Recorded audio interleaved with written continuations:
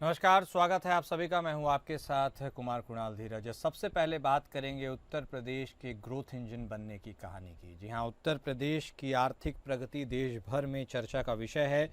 प्रकृति और परमात्मा की असीम अनुकंपा के बावजूद उत्तर प्रदेश की अर्थव्यवस्था 7वें या 8वें स्थान पर झूलती रही। इस दौरान इसका कुल आकार भी 12,000 करोड़ रुपए से लेकर 12,500 करोड़ रुपए के बीच ही रहा। पर मार्च 2017 में योगी आदित्यनाथ के मुख्यमंत्री बनने के बाद इसमें अभूतपूर्व बदलाव आया। आज 27,500 करोड़ रुपए की अर्थव्यवस्था के साथ उत्तर प्रदेश देश की दूसरी सबसे बड़ी अर्थव्यवस्था वाला राज्य है। देश की जीडीपी में उत्तर प्रदेश का योगदान 9.2% है। जीडीपी की ग्रोथ राष्ट्रीय औसत यानी 9.6% की तुलना में 11.6% है। मुख्यमंत्री योगी आदित्यनाथ इसे 2030 तक देश की नंबर 1 अर्थव्यवस्था वाला राज्य बनाने को कृत संकल्पित हैं। अभी 1 अप्रैल को भी बरेली में एक कार्यक्रम के दौरान इस बात को दोहराया था।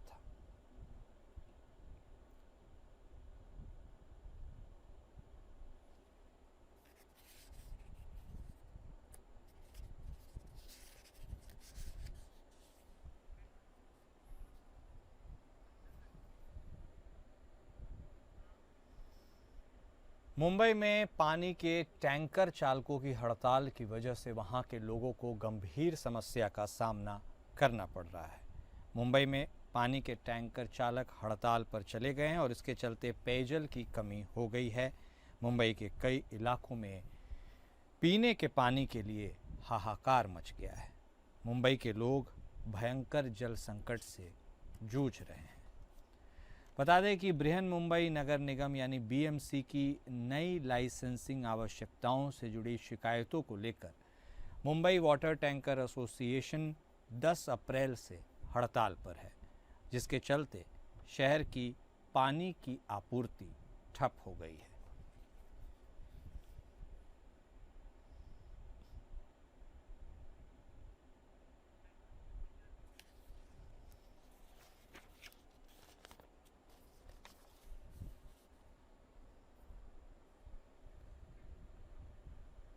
उत्तराखंड नगर निकाय चुनाव के नतीजे आने के बाद कांग्रेस पार्टी ने चुनाव आयोग पर वोट काटने का आरोप लगाया। प्रेस क्लब हरिद्वार में प्रेस कॉन्फ्रेंस करने पहुंचे कांग्रेस नेताओं ने जानकारी दी कि कांग्रेस इस मामले को लेकर मेरा वोट मेरा अधिकार अभियान चला रही है, जिसके तहत लोगों के बीच जाकर उनसे वोट काटने की जानकारी जुटाई जा रही है। इसके बाद इलेक्शन कमीशन से आरटीआई के जरिए ये जानकारी ली जाएगी कि आखिर इतने बड़े पैमाने पर वोट क्यों काटे गए। प्रेस कॉन्फ्रेंस कर रहे कांग्रेस नेताओं ने बीजेपी सरकार के दबाव में लोगों के वोट काटने का आरोप लगाया है।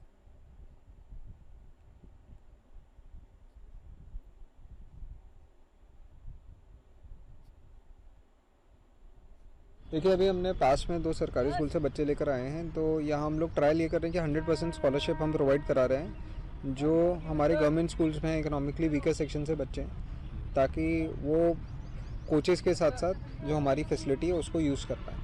देखिए, आज तो हमने स्कूलों से मांगा था जो बच्चे इंटरेस्टेड हैं। विधायकों ने और जनप्रतिनिधियों ने पूरे सिस्टम का दुरुपयोग करके भाजपा के और जनता का वोट काटने का जो काम किया है, उसको लेकर हम जनता के द्वार जा रहे हैं और जल्दी हम जो है इस पे निर्वाचन आयोग के सामने सबूत के साथ पूरे हम सूचना के अधिकार के साथ खड़े होंगे और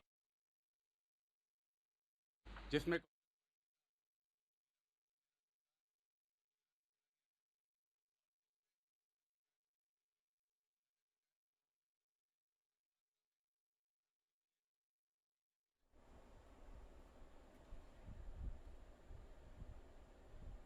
हरिद्वार में एचआरडीए द्वारा हरिद्वार स्पोर्ट्स कॉम्प्लेक्स बनाया गया था। स्पोर्ट्स कॉम्प्लेक्स में सरकारी स्कूलों के बच्चे फ्री में इसका आनंद ले सकेंगे। सरकारी स्कूलों के बच्चों के लिए फ्री स्पोर्ट्स ट्रेनिंग शुरू की जा रही है। बीते दिनों भल्ला इंटर कॉलेज और हरिराम आर्य इंटर कॉलेज के छात्रों का क्रिकेट स्टेडियम में ट्रायल हुआ।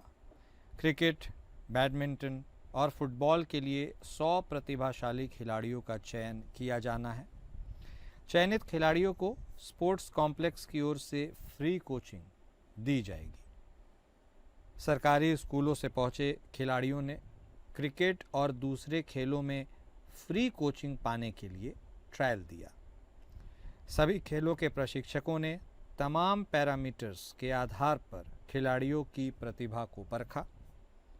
हरिद्वार रुड़की विकास प्राधिकरण के वीसी अंशुल सिंह का कहना है कि सामान्य परिवारों के जो बच्चे खेलों में रुचि रखते हैं और अच्छा खेलते हैं, लेकिन संसाधनों के अभाव में अच्छा प्रशिक्षण नहीं ले पाते, ऐसे खिलाड़ियों को मौका देने के लिए 100% स्कॉलरशिप प्रोग्राम चलाया जा रहा है। जिनके पेरेंट्स इंटरेस्टेड हैं उनको इनवाइट करा गया है। तो आप देख सकते हैं 25 से 30 बच्चे अभी यहाँ क्रिकेट के लिए हैं। ऐसे ही बाकी स्पोर्ट्स के भी ट्रायल चल रहे हैं, तो वो उधर बाकी स्पोर्ट्स में होंगे। तो क्राइटेरिया तो यहाँ जो कोचेज़ हैं वो सेलेक्ट करेंगे। फिर अभी उनमें से हमारा टारगेट ये है कि by the end of this year at least 100 बच्चे हो जाने चाहिए सभी स्पोर्ट्स में, जो हम स्कॉलरशिप बेसिस पे यहाँ हम दे रहे हैं। तो क्या ये हमारा यही है कि जो सरकार का मेन काम रहता है कि हमारी जो फैसिलिटी है वो सब तक पहुँचे। It should not be going to the only public जो सिर्फ पे कर सकती है, बल्कि जो पे नहीं कर सकती और जिनमें प्रतिभा है उन तक भी पहुँचे। तो मेन एम यही था। जिले के इंद्रावती नेशनल पार्क इलाके के माड़ क्षेत्र के जंगलों में पुलिस और नक्सलियों के बीच मुठभेड़ की घटना सामने आई है। मिली जानकारी के मुताबिक 3 नक्सलियों के मारे जाने की खबर है। 2 नक्सलियों के शव बरामद हो गए हैं। बस्तर आईजी पी सुंदरराज ने इसकी पुष्टि की है। मारे गए नक्सलियों की संख्या बढ़ सकती है। सभी जवान सुरक्षित बताए जा रहे हैं। सूत्रों से मिली जानकारी के मुताबिक बीजापुर जिले के इंद्रावती टाइगर रिजर्व क्षेत्र के माड़ के जंगलों में नक्सलियों की मौजूदगी की सूचना पुलिस को मिली थी। सूचना के बाद सुरक्षा बलों की संयुक्त टीम नक्सल विरोधी अभियान पर निकली थी।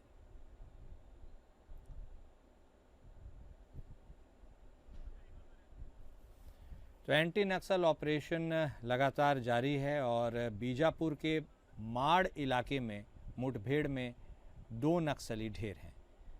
3 नक्सलियों के मारे जाने की भी खबर मिल रही है। हालांकि 2 नक्सलियों के शव जो हैं वो बरामद कर लिए गए हैं। बस्तर आईजी पी सुंदरराज ने इसकी पुष्टि की है। मारे गए नक्सलियों की संख्या बढ़ सकती है। इसके साथ ही सभी जवानों के बारे में यह बताया जा रहा है कि वह सुरक्षित हैं। बीजापुर जिले के इंद्रावती टाइगर रिजर्व क्षेत्र के जंगलों में नक्सलियों की मौजूदगी की सूचना पुलिस को मिली थी और उसी के बाद इस क्षेत्र के जंगल में पुलिस और नक्सलियों के बीच मुठभेड़ हुई।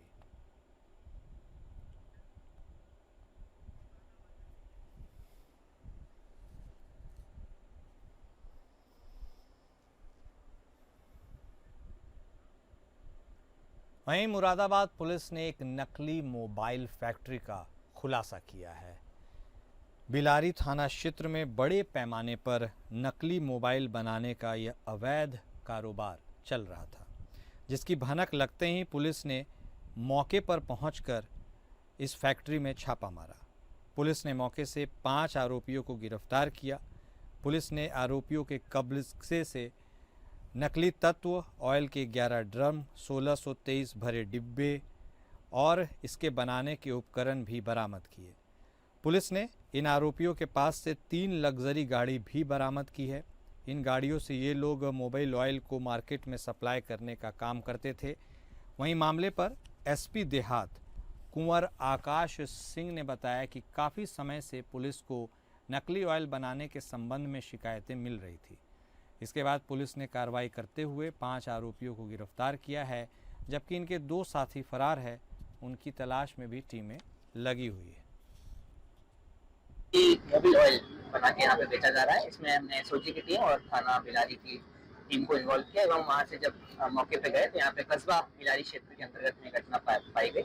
इसमें 5 लोग मौके पे गिरफ्तार हुए, जिसमें उन्होंने बताया कि ये बड़े पैमाने पे यहाँ पे मोबाइल ऑयल की सप्लाई करते थे, नकली मोबाइल ऑयल बनाते थे और कई जगह पे जाके सप्लाई करते थे। फिलहाल हमने इसमें करीब 11 पूरे बड़े बड़े कंटेनर्स जो हैं मोबिल ऑयल के वो पकड़े हैं, करीब 2200 लीटर इसकी कैपेसिटी है। और उसके अलावा कई नामचीन जो ब्रांडेड कंपनीज हैं उनके लेबल्स मिले हैं, खाली ड्रम मिले हैं, और भी कई सारे मोबिल ऑयल बनाने के सामान इनसे बरामद हुए हैं। और इनसे 3 गाड़ियां भी बरामद हुई हैं जिससे कि ये इन नकली मोबिल ऑयल्स की सप्लाई करते थे। एक इसमें से अभी तो फरार हो चुका है, इसमें से जब हमने तभी डाली थी 5 लोगों को गिरफ्तार करके हम हिरासत में भेज रहे हैं। जांजगीर चांपा के प्रकाश इंटरप्राइजेस स्पंज आयरन कंपनी के फर्नेस ब्लास्ट में एक ब्लास्ट की खबर मिली है। फर्नेस ब्लास्ट होने के कारण कंपनी के 13 मजदूर 70% से ज़्यादा झुलस गए हैं। घटना की सूचना मिलते ही कलेक्टर, पुलिस अधीक्षक और अन्य प्रशासनिक अधिकारी मौके पर पहुंचे और इस स्थिति का जायजा लिया। घायलों को तत्काल प्राथमिक उपचार के बाद बेहतर इलाज के लिए बिलासपुर और रायपुर स्थित नारायणा अस्पताल भेज दिया गया है।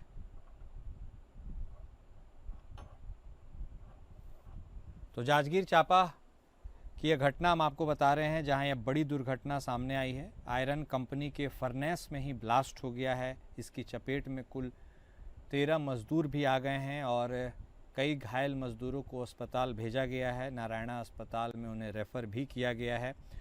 प्रकाश इंडस्ट्रीज स्पंज आयरन कंपनी इस यूनिट का नाम बताया जा रहा है और इसमें जो भी मजदूर झुलसे हैं उनके बारे में कहा जा रहा है तो तकरीबन 70% से ज़्यादा वह झुलस गए हैं। हालांकि इसकी जानकारी मिलने के बाद ही कलेक्टर, पुलिस अधीक्षक और अन्य प्रशासनिक अधिकारी वहां पहुंच गए हैं।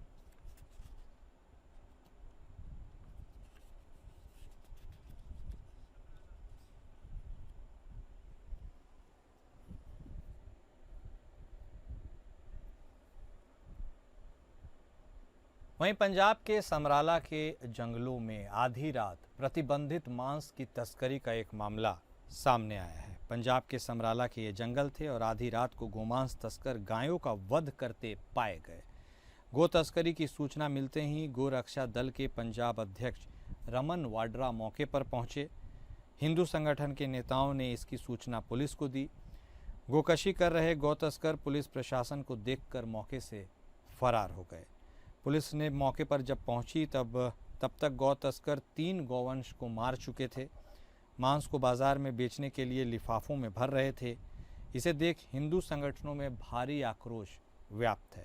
उन्होंने प्रशासन को 48 घंटे की चेतावनी देते हुए कहा है कि यदि गाय के हत्यारों को जल्द से जल्द गिरफ्तार नहीं किया गया तो एसएसपी कार्यालय के बाहर धरना दिया जाएगा और सड़क को भी जाम कर दिया जाएगा। तकरीबन 1:30 ਤੋਂ ਬਾਅਦ ਦੀ ਘਟਨਾ ਜੀ ਰਾਤ ਨੂੰ। हाँ जी 2-3 ਫੈਮਲੀ ਇੱਧਰ ਰਹਿੰਦੀਆਂ ਤੇ 2-3 ਇੱਧਰ ਰਹਿੰਦੀਆਂ ਹੈ। ਉਹਨਾਂ ਨਾਲ ਪੁੱਛਗਿੱਛ ਹੋ ਰਹੀ ਹੈ ਤੇ ਕੁਝ ਬੰਦੇ ਇਹਨਾਂ ਤੋਂ ਵਿੱਚੋਂ ਫਰਾਰ ਵੀ ਹੋ ਚੁੱਕੇ ਆ ਤੇ ਉਹਨਾਂ ਦੀ ਭਾਲ ਜਾਰੀ ਕਰੀ ਜਾ ਰਹੀ ਹੈ। ਜਿਵੇਂ ਤੁਸੀਂ ਦੱਸਿਆ ਪਹਿਲਾਂ ਵੀ ਦੋ ਵਾਰ ਘਟਨਾ ਹੋ ਚੁੱਕੀ ਹੈ, ਕੀ ਲੱਗਦਾ ਇੱਥੇ ਪ੍ਰਸ਼ਾਸਨ ਸੁੱਤਾ ਪਿਆ ਜਾਵੇ? नहीं देखो प्रशासन तो वैसे अपना काम कर रहा है, लेकिन अगर प्रशासन रात दिन नाकाबंदी करे तो देखो एक छोटी जी कोई चीज भी तस्करी करनी कितनी औखी है, लेकिन एडी एडियां गऊं वध के ले जाइयां जा रही पंजाब के विचों। मैं तो कहूँगा भी जिद्दन की सरकार आई है बिल्कुल फेल हो चुकी है और ये प्रशासन की भी नाकामी है, क्योंकि एडियां बड़ियां गऊं वध के जानियां ये बहुत बड़ी दुखदाई घटना है। इस करके असीं फिर अपील करते हैं प्रशासन नूं ते सरकार नूं कि इहदे उपर गौर की जाए, नहीं तो साडा गुस्सा उग्र हो जाएगा ते कल नूं माहौल खराब हो सकता पंजाब का। ਇਸ ਕੰਮ 'ਚ ਕਿਸੇ ਨੂੰ ਸਪੇਅਰ ਨਹੀਂ ਕੀਤਾ ਜਾਊਗਾ, ਕਿਸੇ ਨੂੰ ਧਾਰਮਿਕ ਭਾਵਨਾਵਾਂ ਨਾਲ ਖੇਡਣ ਦੀ ਇਜਾਜ਼ਤ ਨਹੀਂ ਦਿੱਤੀ ਜਾਊਗੀ। ਜਿਵੇਂ ਕਿ ਮੋਟਰਸਾਈਕਲ ਫੜਿਆ ਗਿਆ ਉਹਦਾ ਨੰਬਰ ਕੋਈ ਟ੍ਰੇਸ ਹੋਇਆ, ਕਿੱਥੇ ਦੇ ਬੰਦੇ ਲੱਗਦੇ ਨੇ? ਇਹ ਤਫਤੀਸ਼ ਸਾਡੀ ਗੋਇੰਗ ਔਨ ਹੈ, ਇਹਨੂੰ ਅਜੇ ਇਸ ਟਾਈਮ ਤੇ ਡਿਸਕਲੋਜ਼ ਨਹੀਂ ਕਰ ਸਕਦੇ ਕਿਉਂਕਿ ਨਹੀਂ ਅਜੇ ਮੁੱਢਲੀ ਤਫਤੀਸ਼ ਤੋਂ ਤਾਂ ਤੁਹਾਨੂੰ ਨਹੀਂ ਲੱਗ ਰਿਹਾ, क्योंकि ਇਹਨਾਂ एरिया ਜਿਹੜਾ चुनिया है जंगल करके चुनिया गया। ठीक। बात करेंगे बस्ती ज़िले की, जहां हरैया कस्बे में देर रात एक मकान में आग लग गई और इस अगलगी की घटना के बाद घर में रहने वाले 3 लोगों की झुलसकर मौत हो गई। बस्ती के हरैया कस्बे के अंझिया गली में रविवार की भोर 4 बजे यह हादसा हुआ। एक मकान में रहस्यमय ढंग से आग लग गई। कमरे में सो रहे 2 बच्चों सहित मां की दम घुटने से मृत्यु हो गई। इस घटना में बच्चों के पिता गंभीर। बताया जा रहा है कि सुनील कुमार के मकान में प्रथम तल के कमरे में अज्ञात कारणों से आग लग गई, जिससे कस्बे में अफरा तफरी मच गई।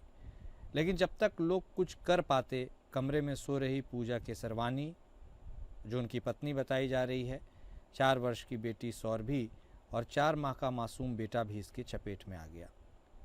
आग के धुएं से दम घुटने की वजह से मौके पर ही इन तीनों की मौत हो गई, जबकि सुनील इन्हें बचाने में झुलस गए। सूचना पर पहुंची हरैया पुलिस ने सुनील कुमार को उपचार के लिए CHC हरैया में भर्ती कराया, जहां चिकित्सकों ने सुनील कुमार को उपचार के लिए अयोध्या मेडिकल कॉलेज रेफर कर दिया है। सुबह 6 बजे इसकी सूचना पर फायर ब्रिगेड की टीम मौके पर पहुंची और उसने किसी तरह आग पर काबू पाया। हालांकि कमरे में रखा सारा सामान भी जलकर खाक हो गया।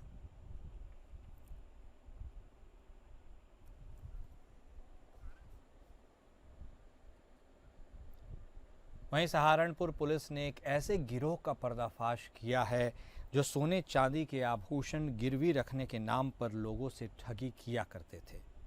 शातिर व्यक्ति पहले लोगों को असली सोने चांदी के आभूषण दिखाया करते थे और पैसे लेने के बाद सोने चांदी के असली आभूषणों को नकली आभूषण से बदल दिया करते थे, जिसका पुलिस ने खुलासा किया है।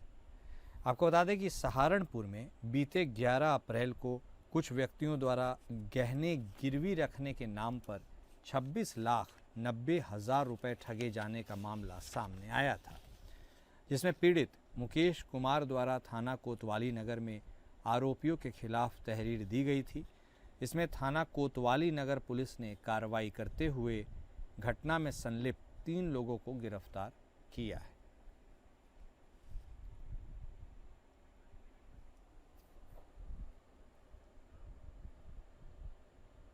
और अब बात करेंगे मेरठ की उस घटना की जिसमें एक लड़के ने गोली चला दी।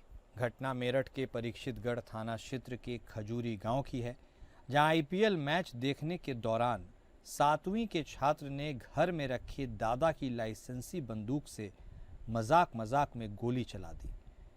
गोली पड़ोस में रहने वाले किशोर के कनपट्टी पर जाकर लग गई, जिससे उसकी मौके पर ही मौत हो गई।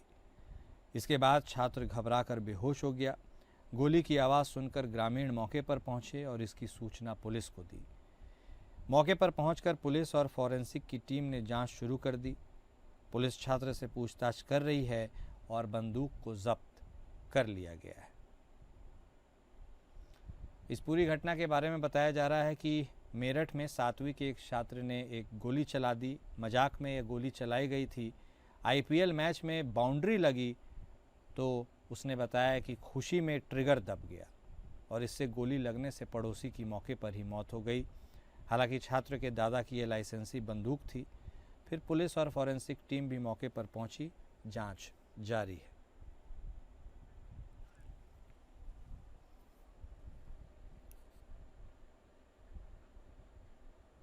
बिजनौर में सड़क हादसे में 2 भाइयों की मौत हो गई है। यह पूरी घटना देर रात स्योहारा थाना क्षेत्र में हुई, जहां 2 भाई बाइक पर अपने घर लौट रहे थे, लेकिन एक तेज रफ्तार अज्ञात वाहन ने उनकी बाइक को टक्कर मार दी। टक्कर इतनी ज़बरदस्त थी कि दोनों भाइयों की मौके पर ही दर्दनाक मौत हो गई। एक्सीडेंट की सूचना पर पुलिस मौके पर पहुंची। पुलिस ने मौके पर पहुंचकर दोनों शवों को पोस्टमार्टम के लिए जिला अस्पताल बिजनौर भेज दिया है। फिलहाल पुलिस अज्ञात वाहन चालक की तलाश में जुट गई है।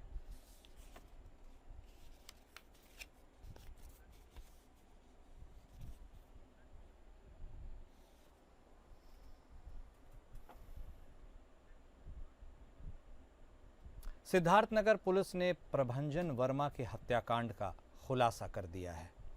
एक और स्वर्ण व्यवसायी की बाइक सवार बदमाशों ने गोली मारकर हत्या कर दी थी। बाइक की डिक्की तोड़कर जेवर भी लूट लिए गए थे, जिसके बाद पुलिस लगातार फरार बदमाशों की तलाश कर रही थी। पुलिस ने बड़ी कार्रवाई करते हुए प्रभंजन वर्मा के हत्यारों को गिरफ्तार कर लिया। हत्यारों की गिरफ्तारी की सूचना परिजनों और ग्रामीणों को भी मिली। सभी ग्रामीण थाने के बाहर पहुंच गए और हत्यारों की एनकाउंटर की मांग करने लगे। ग्रामीणों ने हत्यारों के एनकाउंटर की मांग को लेकर रमटिकरा गांव की सड़क से लेकर थाने तक प्रदर्शन किया। तो सिद्धार्थनगर की यह घटना हम आपको बता रहे हैं, जहां ज्वेलर्स के शोरूम के एक मालिक की हत्या का खुलासा अंततः हो गया है। पुलिस के हत्यारे चढ़ चुके हैं। प्रभंजन वर्मा की हत्या की गुत्थी भी सुलझ गई है। हालांकि इसकी सूचना मिली और ग्रामीण थाने पहुंच गए। उन्होंने वहां पर प्रदर्शन किया और ग्रामीणों की हत्यारों के एनकाउंटर की मांग की भी बात रखी गई और इसी को लेकर वहां पर खूब हो हंगामा भी हुआ है। और फिलहाल इस बुलेटिन में अभी बस इतना ही। नमस्कार।